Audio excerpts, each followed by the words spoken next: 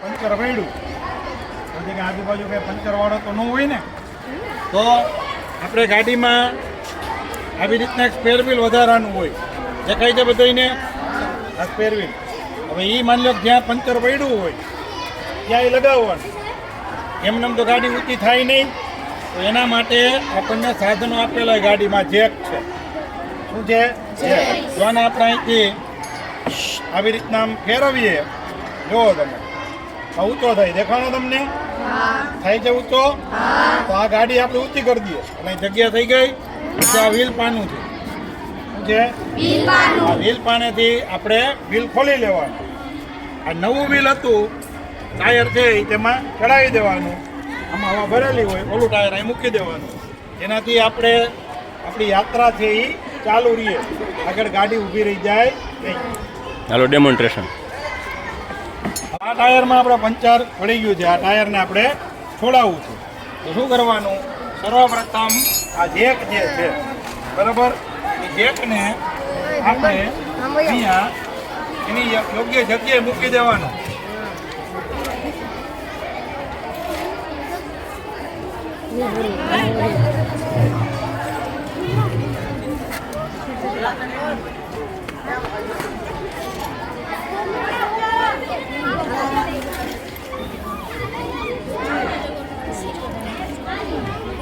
પછી જો આ રીતે ચડાવવાનું, એટલે ચડાવતા જાય ને એટલે ઊંચું થતું જાય. મને કાપી નાખ્યું. પોઝ કરી દીધો, પોઝ. જો લાગી ગયો છે બરાબર.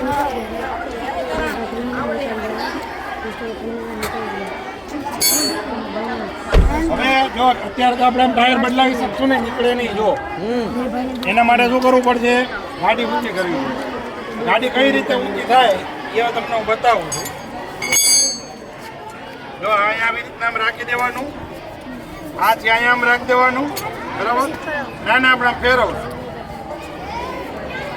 ગાડી ઊંચી થાય કે નહીં જોજો, કેજો મને. ગાડી ઊંચી થાય ને કેજો, આગળ વ્હીલ જો છૂટું થઈ જાય.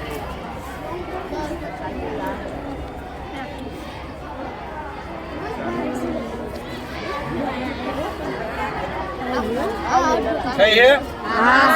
જો આ રીતના ગાડી ઊંચી થતી જશે. એટલે હવે આપણે જોવાનું કે આપણે જેટલી જરૂરિયાત પડે એટલી ગાડી આપણે ઊંચી કરશું. જો એક બાજુ ગાડી ઊંચી થતી જાય. જો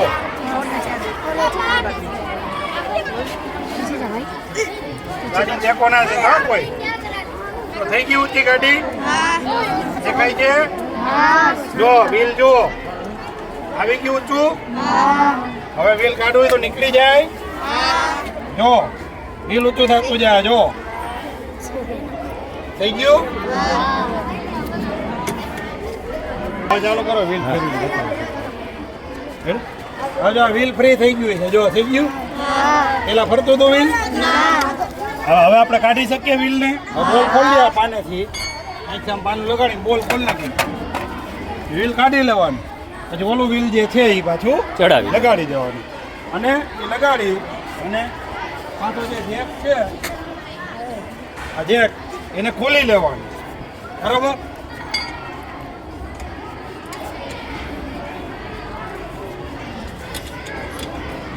અને આમ ખોલતા જશું એટલે ગાડી આવતી જાય નીચે.